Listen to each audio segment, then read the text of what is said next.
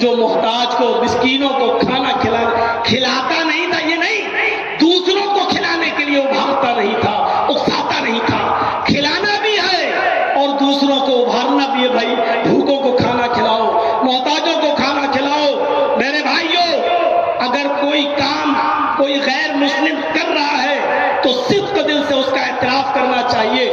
سکھوں کے گرودوارے میں چلے جاؤ، ہر سنڈے کو کتنا بڑا وہ بیچارے کتنا بڑا وہ لگاتے ہیں، بھوج کا انتظام کرتے ہیں، کھانے پینے کا انتظام کرتے ہیں، لنگر لگاتے ہیں، کوئی بھی آ جائے ان کے دسترخوان پر بیٹھ کر وہ ہر سنڈے کو کھانا بھی کھلاتے ہیں۔ چلے جائیے چاندنی چوک پر اور چلے جائیے آپ میرے بھائیوں ناندیڑ، جس کا پورا نام ہے حضور صاحب کا ناندیڑ، آپ وہاں چلے جائیے جہاں لائن لگی رہتی ہے رکشے والوں کی اور لائن لگی رہتی ہے غریبوں کی، اور وہاں تو بڑے بڑے امیر بھی چلے جاتے ہیں اور کھا کے آتے ہیں۔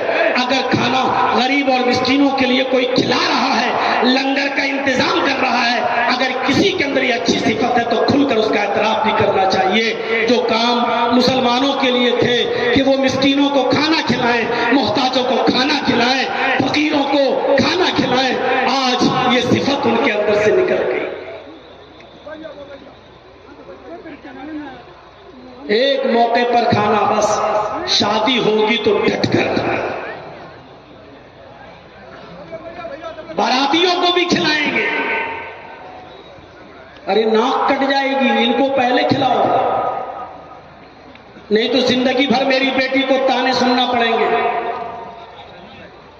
یا پھر ولیمے کے موقع پر، لیکن مسکینوں کو اور فقیروں کو نہیں۔ اللہ ایک دوسرے شخص کو بلائے گا اور اس سے بھی کہے گا، اے میرے بندے، دنیا میں پیاسا تھا، تو نے مجھے پانی کیوں نہیں پلایا؟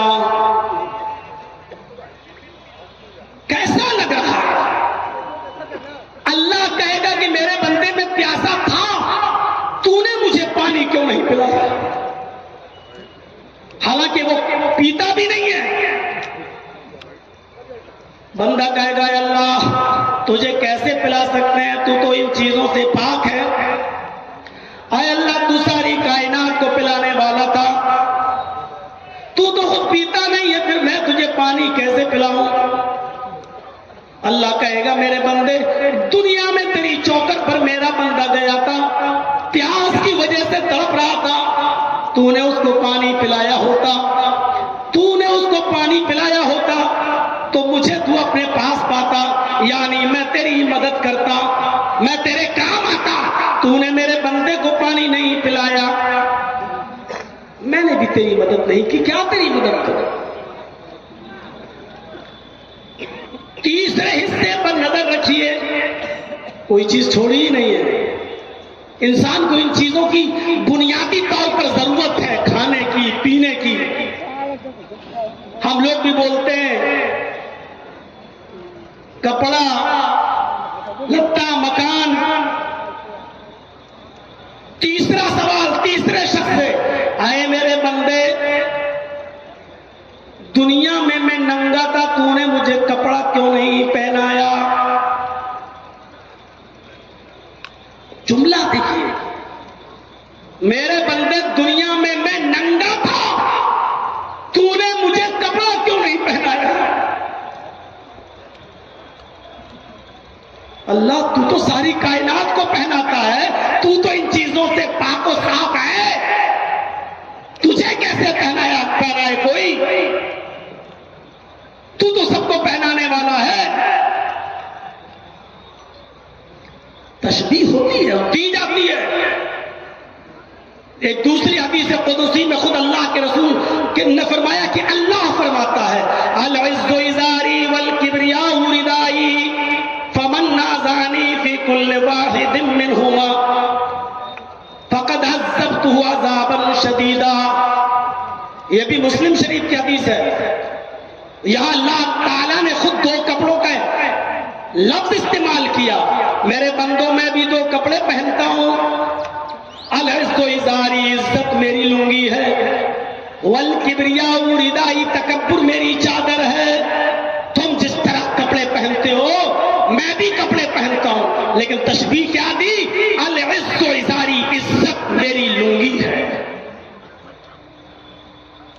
کوئی آدمی اپنے آپ کو دنیا میں عزیز بننے کی کوشش نہ کرے، میں سب سے بڑا عزت والا۔ کوئی آدمی دنیا میں اپنے آپ کو متکبر نہ بنائے، میں کچھ ہوں، میں یہ ہوں، میں وہ ہوں۔ کبھی کبھی فون پہ تم ابھی معلوم ہے تم کس سے بات کر رہے ہو؟ جانتے ہو میں کون بول رہا ہوں؟ یہی ہے وہ تکبر۔ اللہ کہتا ہے یہ دونوں چیزیں میرے لیے ہیں، العز ازاری والکبریاء ردائی، عزت میری لنگی ہے، والکبریاء ردائی، اور تکبر میری چادر۔ ان دونوں کپڑوں کو میں بھی پہنے ہوئے ہوں۔ فمن نازعنی فی کل واحد منہما، یہ دونوں چیزیں میرے لیے ہیں، اگر ان دونوں چیزوں میں سے کوئی ایک چیز بھی اگر میرے کسی بندے نے مجھ سے چھیننے کی کوشش کی، فمن نازعنی فی کل واحد منہما، ان دونوں میں سے کوئی ایک چیز بھی مجھ سے چھیننے کی کوشش کی، فقد عذبتہ، بس اتنا نہیں کہا کہ میں اس کو عذاب دوں گا، فقد عذبتہ عذابا شدیدا، میں اس کو دردناک سخت عذاب دوں گا۔ بخاری کی روایت ہے، لا يدخل الجنہ من کان فی قلبہ مثقال ذرۃ من کبر، جس کے دل میں رائی کے دانے کے برابر، سرسوں کے دانے کے برابر بھی تکبر ہوگا، وہ جنت کے اندر داخل نہیں ہوگا۔ رائی کا دانہ کہاں پہنچا دیا اللہ نے؟ سرسوں کے دانے کے برابر بھی اگر کسی کے دل میں تکبر ہوگا، میں کچھ ہوں، میں کچھ ہوں، لا يدخل الجنہ، وہ جنت میں داخل نہیں ہوگا۔ غور کیجیے آپ، اور حضرت عمر فاروق نے جب کسی غلام کو اپنے تھپڑ مار دیا تھا تو بعد میں اس نے کہا تھا، امیر المومنین، تھپڑ مارنے کا برا نہیں مانتا میں، لیکن بس میں جا رہا ہوں، آپ تنہائی میں تھوڑی دیر کے لیے اتنا سوچ لینا، کیا آپ نے مجھے تھپڑ جو مارا ہے وہ جائز مارا ہے یا ناجائز مارا ہے؟ اپنے ملازموں پر ظلم کرنے والوں، اپنے ماتحتوں پر دھوس جمانے والوں، ذرا غور کرو۔ حضرت عمر فاروق نے کہا، میں استنجا کر رہا تھا، پیشاب کر رہا تھا، اور تو امیر المومنین امیر المومنین چلا رہا تھا۔ جب تجھے معلوم ہے کہ میں استنجا کر رہا تھا تو تجھے چیخنا نہیں چاہیے، چلانا نہیں چاہیے۔ اس نے کہا، امیر المومنین، مجھے نہیں معلوم تھا کہ آپ استنجا کر رہے ہیں، بھلا اگر میں دیکھ لوں کہ آپ استنجا کر رہے ہیں، پیشاب کے لیے بیٹھے ہوئے، تو میں کیوں کہوں گا؟ میری نظر آپ کے اوپر نہیں پڑی، اگر پڑ جاتی تو میں کیوں چیختا؟ حضرت عمر نے کہا، کیا تم یہ بات حلف باللہ کے ساتھ کہہ سکتے ہو؟ اس نے کہا، میں اللہ کی قسم کھا کر کہتا ہوں کہ مجھے نہیں معلوم کہ آپ استنجا کر رہے تھے۔ حضرت عمر نے کہا، جب تو نے اللہ کی قسم کھا کر یہ بات کہہ دی تو پھر اب میں نے جو تھپڑ مارا ہے تجھے ناجائز مارا ہے، ادھر آؤ، اب تو بھی بدلہ لے لے، یہ رہا میرا گال، جتنی زور سے میں نے تجھے تھپڑ مارا اتنی زور سے تو بھی مجھے مار لے۔ اس نے کہا، امیر المومنین، آپ کو اپنی غلطی کا احساس ہو گیا، میں نے معاف کیا۔ فرمایا، نہیں، اسی دنیا میں تمہیں انتقام لینا ہوگا، اسی دنیا میں تمہیں بدلہ لینا ہوگا، قیامت کے دن میں اپنی ایک نیکی بھی تمہیں نہیں دے سکتا ہوں، تم اس لیے مجھے معاف کر رہے ہو کیونکہ میں امیر المومنین ہوں، اس کی وجہ سے تم مجھے نظر انداز کر رہے ہو؟ نہیں۔ اس نے پھر کہا، جس طرح میں نے قسم کھا کر اعتراف کیا کہ اللہ کی قسم میں نے آپ کو استنجا کرتے ہوئے نہیں دیکھا، اسی طرح میں اللہ کی قسم کھا کر کہتا ہوں کہ میں نے دل سے آپ کو معاف کر دیا۔ سب کے سامنے عمر فاروق کہہ رہے کہ مجھے بھی تھپڑ مارو۔ آپ سب کے سامنے اپنی ایک ہلکی سی شکایت نہیں سن سکتے ہو، اور حضرت عمر تو سب کے سامنے کہہ رہے مجھے تھپڑ مارو، تکبر کا شائبہ تک نہیں۔ بات تھوڑی سی گھوم گئی، ادھر چلی گئی، میں ننگا تھا، تو نے مجھے کپڑا کیوں نہیں پہنایا؟ کہے گا اللہ تو کیسے ننگا رہ سکتا، تو ساری کائنات کو پہناتا ہے۔ تو اللہ رب العالمین کہے گا میرے بندے تیری چوکھٹ پر پھٹے پرانے کپڑے پہنے ہوئے آیا تھا، تجھے معلوم تھا کہ آدمی بیچارہ غریب ہے، اس کے پاس کپڑا پہننے کے لیے بھی پیسہ نہیں ہے، خریدنے کے لیے بھی پیسہ نہیں ہے، تیرے پاس کپڑے کی فیکٹری تھی، کپڑے کا گودام تھا، پیسہ تھا، کپڑا خرید کر اس کو دے سکتا تھا، لیکن تیری چوکھٹ سے نا امید اور نہ مراد لوٹا، اس لیے اگر تو اس کی مدد کرتا تو میں تیری مدد کے لیے حاضر ہوں، میں تیری مدد کرتا، اگر تو اس کو کپڑا پہناتا تو مجھے اس کے پاس آتا۔ غور کرو میرے پیارے ساتھیوں، یہ حدیث حقوق العباد پر کتنی بڑی اہمیت رکھتی ہے، اور کیا بتاتی ہے کہ بھوکے ننگے محتاج غریب ایسے لوگوں کے لیے ہمیں اور آپ کو اس دنیا میں پیدا کیا گیا ہے، اتارا گیا ہے کہ تم زمین والوں پر رحم کرو، آسمان والا تمہارے اوپر رحم کرے گا۔ یہ سب حدیثیں ایسے ہی مسجدوں میں سنانے کے لیے نہیں ہوتی کہ سن لو ایک کان سے اور دوسرے کان سے اڑا دو۔ محمد رسول اللہ ایک جنگ کے لیے اعلان کر رہے ہیں، لوگوں نے اپنے اپنے نام لکھا دیے ہیں، سب تیار ہیں جنگ میں جانے کے لیے۔ اب اللہ کے نبی صلی اللہ علیہ وسلم نے اس جہاد کے لیے لوگوں سے صدقہ مانگا، لوگوں سے تعاون مانگا، لوگوں سے فرمایا آئے لوگوں، ایسے ہی جہاد نہیں ہوتا ہے، تلواریں لینا پڑتی ہیں، تیر لینا پڑتے ہیں، نیزہ لینا پڑتا، گھوڑے خریدنا پڑتے، زین لینا پڑتا ہے، بہت سی چیزوں کی ضرورت ہوتی ہے، پتہ نہیں جنگ میں کتنے دن لگ جائے، خورد و نوش کھانے پینے کی چیزوں کو بھی لینا پڑتا ہے، اس لیے اس میں آپ نے اتایا کہ صدقہ کرو، خیرات کرو، جس کے پاس جو حیثیت ہو وہ دے، اپنی اپنی حیثیت کے مطابق تعاون فرمائے۔ دارمی اور طبرانی کے الفاظ ہیں، اللہ کے نبی تعاون مانگ رہے ہیں۔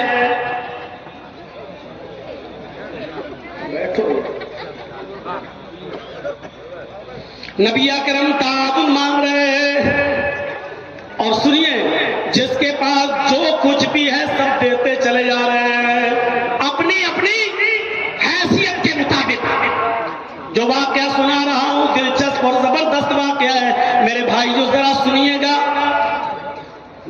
کسی کے پاس یہ ہے تو اس نے یہ دے دیا، کسی کے پاس وہ ہے تو اس نے وہ دے دیا، کسی کے پاس چند کھجوریں تو اس نے چند کھجوریں لا کر دے دی۔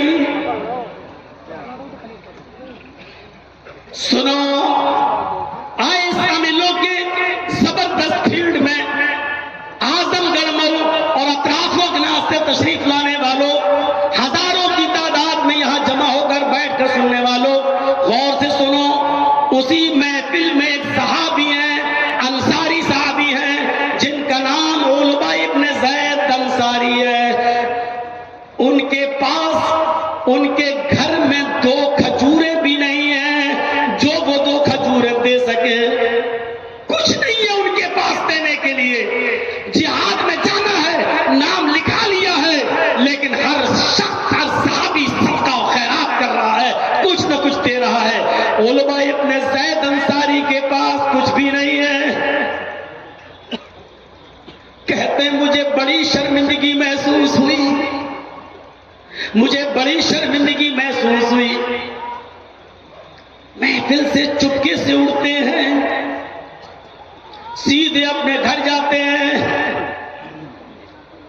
عشاء کی نماز پڑھتے ہیں، لیٹ جاتے ہیں، یہی سوچتے ہیں کہ اللہ میرے پاس ایسی کوئی چیز نہیں ہے کہ میں بھی اس کو صدقہ دے سکوں، میں بھی اس کو زکات میں نکال سکوں، اللہ کے رسول نے تعاون مانگا میں نبی اکرم کو دے سکوں، نبی اکرم صلی اللہ علیہ وسلم کو پہنچا سکوں۔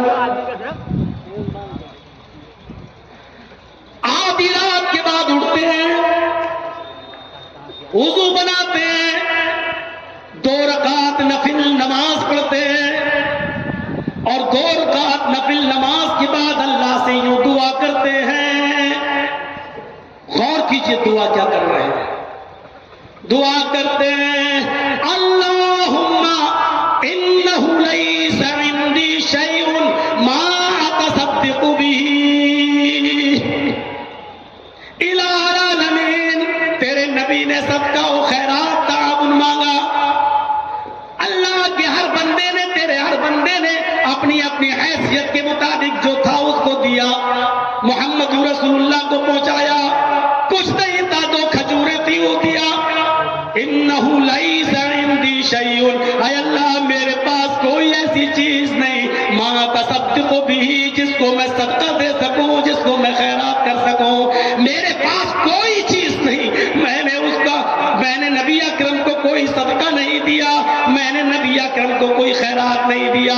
میں نے محمد رسول اللہ نے اللہ کی راہ میں جو مانگا، میں نے محمد رسول اللہ کا کوئی تعاون نہیں کیا. اللہم انی اتصدق بعرضی علی من نالہ. اے اللہ آج میں اپنی عزت کا صدقہ کرتا ہوں. اللہم انی اتصدق بعرضی علی من نالہ. اے اللہ آج میں اپنی عزت کا صدقہ کرتا ہوں. اگر تیرے کسی بندے نے میری عزت لی ہو، مجھے گالی دی ہو، میرے اوپر ظلم کیا ہو، میرے اوپر ستم ڈھایا ہو، میرے ساتھ کوئی زیادتی کی ہو، اے اللہ میں تیری خوشنودی اور رضامندی کے لیے میں اس کو معاف کر رہا ہوں. اے اللہ یہی چیز میں صدقہ کر رہا ہوں. اے اللہ یہی میں خیرات کر رہا ہوں. اے اللہ میری اسی صدقے کو قبول کر لے. اے اللہ جانے انجانے میں اگر کسی نے مجھے گالی دی ہو، اگر کسی نے میرا حق مارا ہو، اگر کسی نے میری عزت کے ساتھ سودے بازی کی ہو، مجھے لعن و ملامت کیا ہو، اے اللہ کسی نے میرے اوپر ظلم کیا ہو اور میں نے اس سے کوئی بدلہ نہ لیا ہو، اے اللہ اللہم انی اتصدق بعرضی. اے اللہ میں اپنی اس عزت کا صدقہ کرتا ہوں، میں اپنی اسی عزت کو صدقہ دے رہا ہوں. اے اللہ جس نے بھی میری عزت سے کھلواڑ کیا ہو، میں اس عزت کو صدقہ کر رہا ہوں. یہ کہہ کر وہ شخص ہو جاتا ہے اور فجر کی نماز پڑھنے کے لیے مسجد میں جاتا ہے. امام کائنات نے جناب محمد رسول اللہ نے نماز فجر پڑھائی اور فجر کی نماز پڑھانے کے بعد آپ نے اعلان کیا این المتصدق هذه الليلہ. آج کی رات صدقہ کرنے والا کہاں ہے؟ آج کی رات خیرات کرنے والا کہاں ہے؟ سب ایک دوسرے کو دیکھ رہے ہیں. سب نے جو صدقہ کرنا تھا دن ہی میں کر لیا، جس کو جو دینا تھا اس نے دن ہی میں دے دیا. رات میں تو کسی نے صدقہ ہی نہیں کیا ہے. اور اللہ کے نبی کہہ رہے ہیں این المتصدق هذه الليلہ. آج کی رات جس نے صدقہ کیا وہ کہاں ہے؟ تھوڑی دیر کے بعد علبہ ابن زید انصاری نے کہا اللہ کے رسول میں یہاں ہوں. آپ نے کہا ادھر آؤ. حضرت علبہ ابن زید سے کہا ابشر والذی نفسی بیدی، تمہیں خوشخبری ہو، تمہارے لیے خوشخبری ہے اس ذات کی قسم جس کے قبضے میں محمد کی جان ہے.